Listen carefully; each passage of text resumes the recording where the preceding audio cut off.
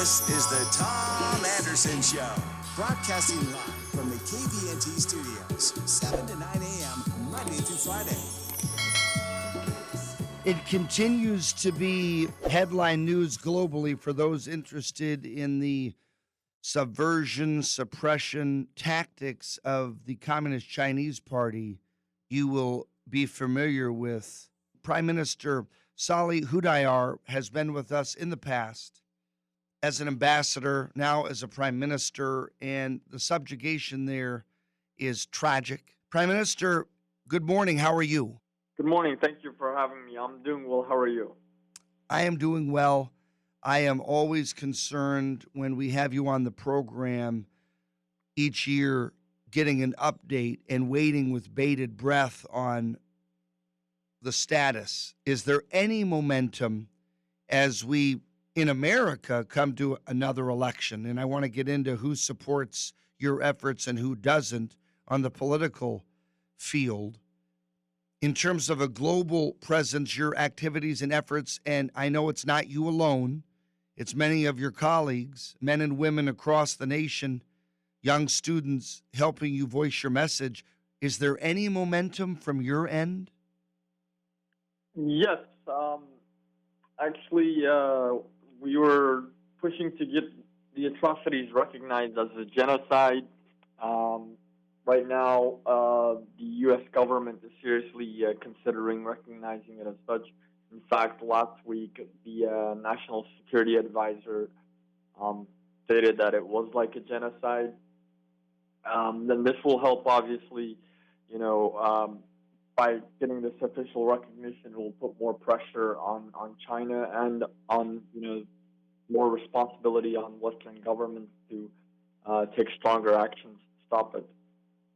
I looked up and found, and typically I do not read in defense of Marxism or Marxist.com, but I was doing a Google search on your plight and on Uyghurs and on East Turkmenistan, Xinjiang, whatever China wants to call it, whether you call it, whether we label it.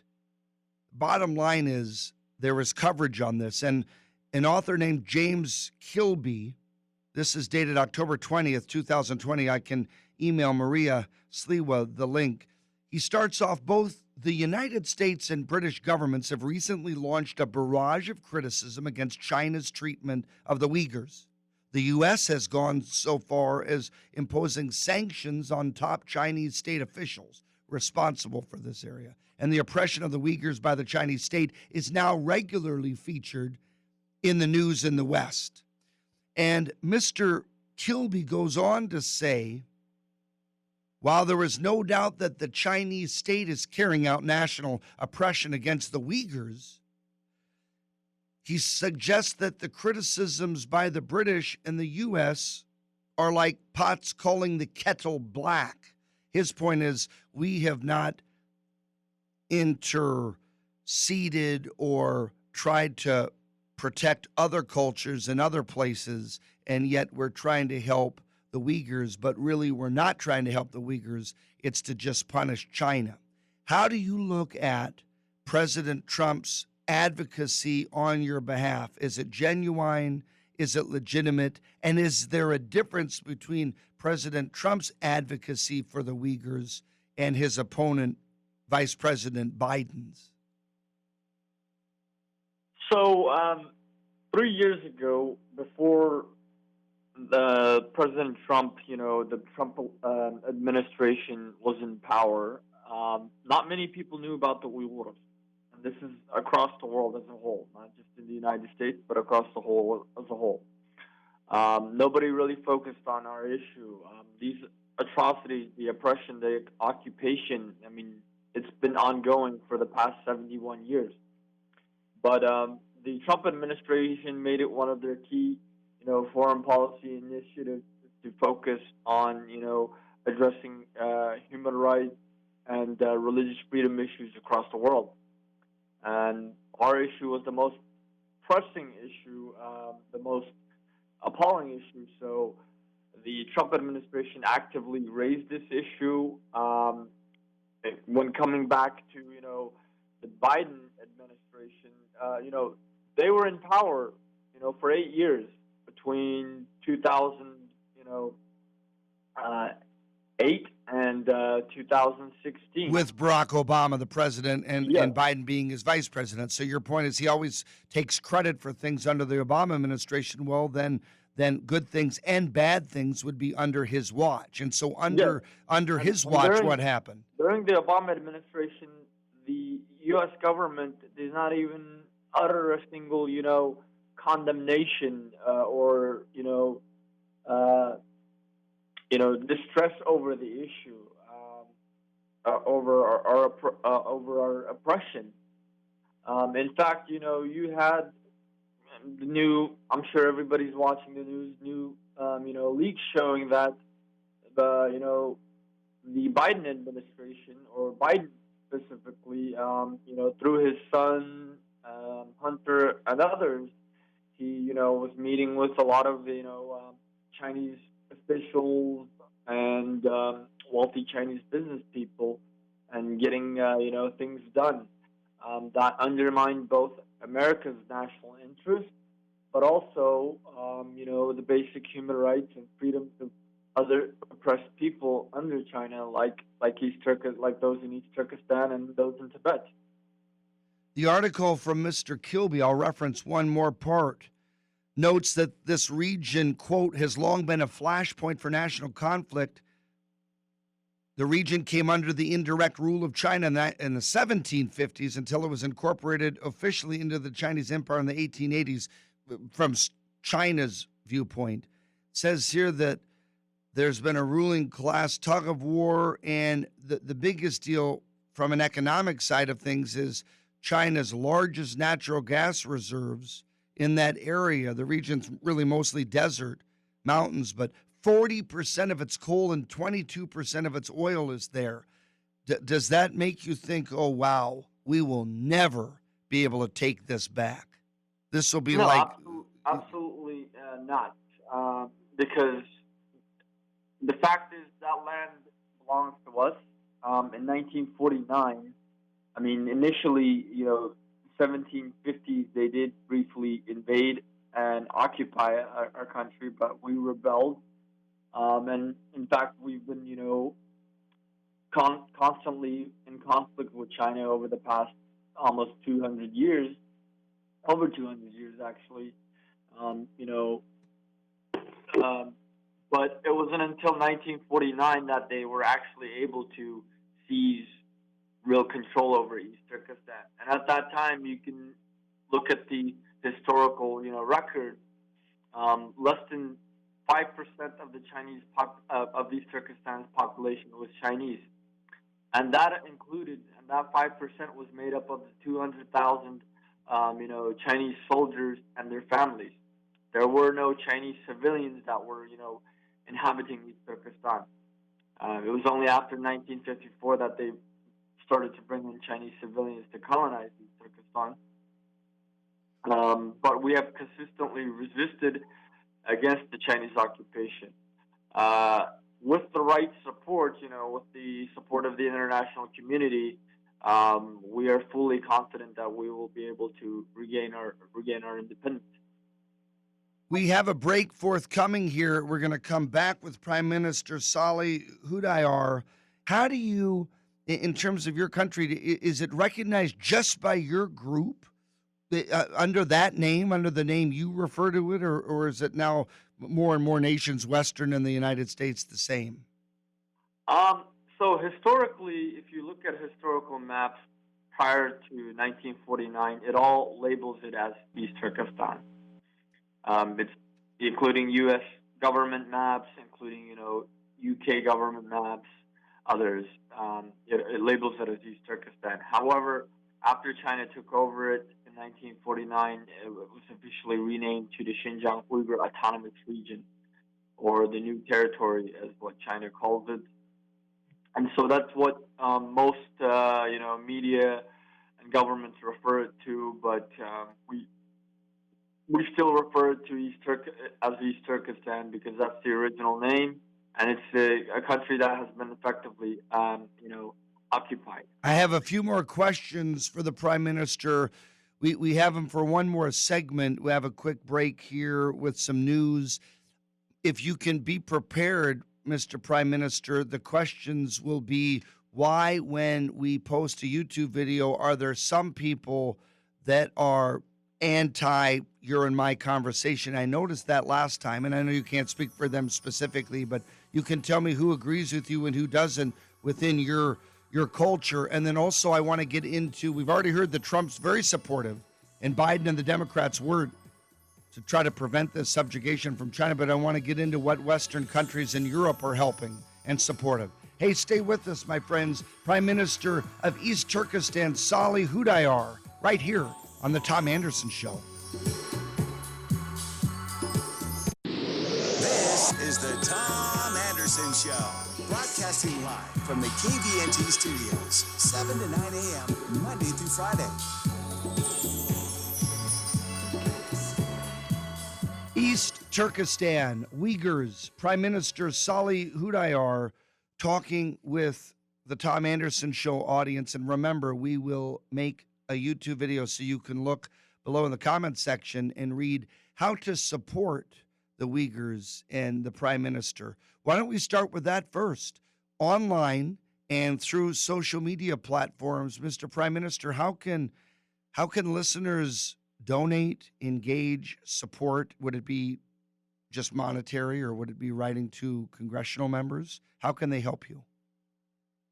There's many ways to support our work. One way is through following us on social media and sharing the things that we post.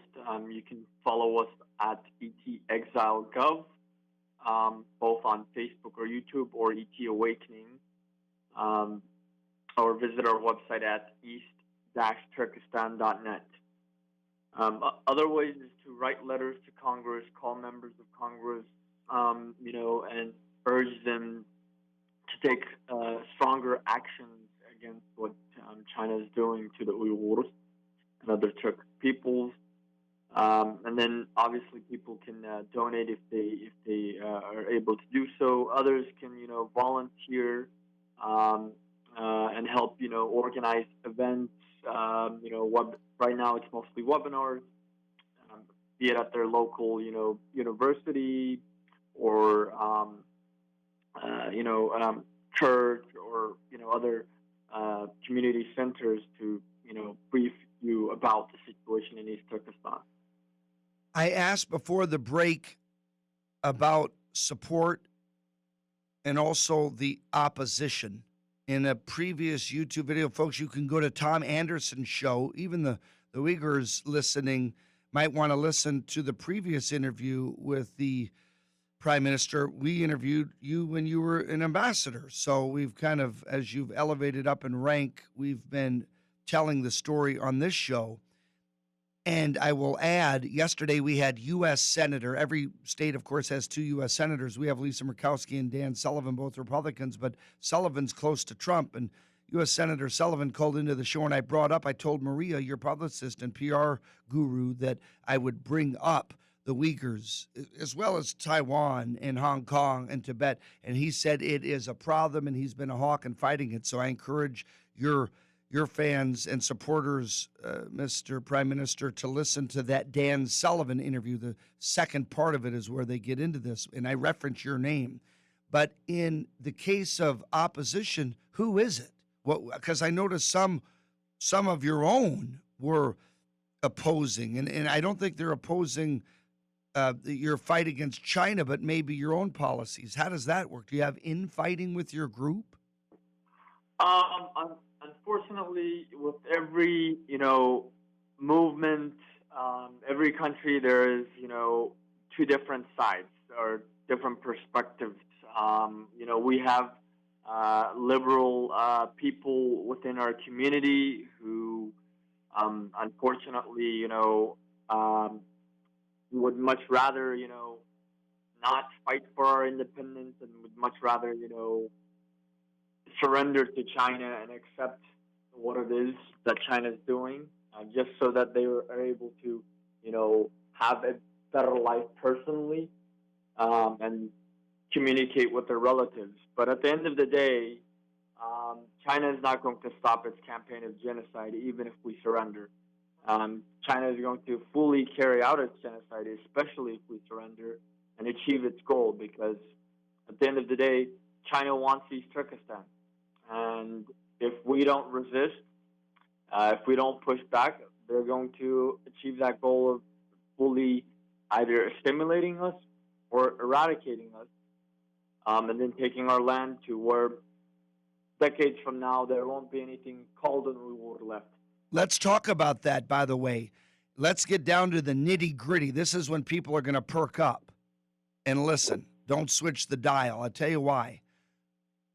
Do you feel threatened by the Chinese? Do you have family in East Turkestan? You probably wouldn't be able to communicate with them that's being subjugated, because you reference someone that may not necessarily oppose the spirit of your actions, but they're like, whoa, Chinese aren't so bad. And you think, why would you say that, brother and sister? And they say, well, because I don't want my family tortured. You know, that we're kind of subjugated here where we don't want to say anything. Please stop. And you're like, no, we must rebel and fight this. I understand that clash. Are you worried about your safety? Are you worried about the power of the Chinese government, communist government coming after you? I mean, I interviewed General Robert Spaulding. I referenced that last time you and I interviewed, and he talked about the fact that, yeah, even he felt threatened at times online by attacks. Have you felt the same? I mean, I constantly get, harassing calls, emails, even a few death threats every now and then.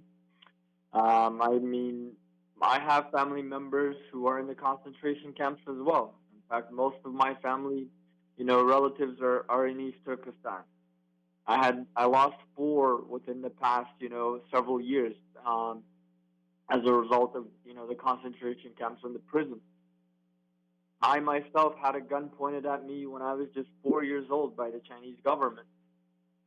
So if we give up right now, and I'm just going to be like, oh, I'm worried if I stop, they're going to let go of my family. No, they're not. They're not going to let go of my family. If I stop, if I surrender, and think that they're going to, leave me alone and leave my family alone, no, they're not. They're going to continue. I mean, this is a systematic campaign that has actually little to do with us. It's not about the people. It's about control of the land and the resources. And we, as a people, are an obstacle to, China's control. So China is going to continue engaging this genocide, whether we resist them or whether we don't resist them. It's going to continue with its campaign in order to achieve its objective. In perpetuity with the Chinese 100-year and past plan, really quick. So we're going to get back in wrap-up to Trump and his support versus Biden. Any countries in the European Union you would say stand out, real quick, that support you? Yes, right now the EU and the UK, the European Sure, they Union. separated. So Yep. in the European Union, you have France, Germany, that is slowly starting to speak out, but the UK has been tremendously, it's done a lot in the past several months. Fantastic. And then what about congressional delegation members? I know you can't list them all, but are there any standouts in our U.S. House of Representatives or U.S. Senate? Or are there abundant? So it's been largely bipartisan in the Congress, but, you have senators like Senator Cruz, Senator Hawley, Senator Rubio, among others who've been really pushing against this. In the House, it's more bipartisan, and you have Congressman McGovern from the Democrats, Congressman Smith, and others who have been championing this issue. Wonderful. And then finally, in a wrap-up, so people get it, there's an election November 3rd. People can vote in most states now. You are asking people to vote for whom and why? I mean, I don't want to be like trying to persuade people to, vote for this or that, but I would vote for President Trump because he's the only one, and I'm personally going to vote for him because he's the only one that's effectively standing up against China. Unfortunately, Biden has a lot of dealings with China, and he has actually tried to underplay the Chinese threat, not just to those in East Turkestan, but to the U.S. as well. And so Trump is your clear choice. I think that's going to resonate with the audience, and your endorsement personally of him, not on behalf of East Turkestan, but it's a no-brainer that the folks that support and work with you on freedoms and stopping the subjugation would take your advice. And I hope they do when they vote, and they vote for President Trump, who is the one president that really has stood up for your organization and your freedom. Mr. Prime Minister, I look forward to speaking with you again, hopefully next year with a better result. He is Prime Minister of East Turkestan, Salih Hudayar. Thank you for your time, my friend. God bless you. Thank you as well. God bless. Absolutely. This is the Tom Anderson Show.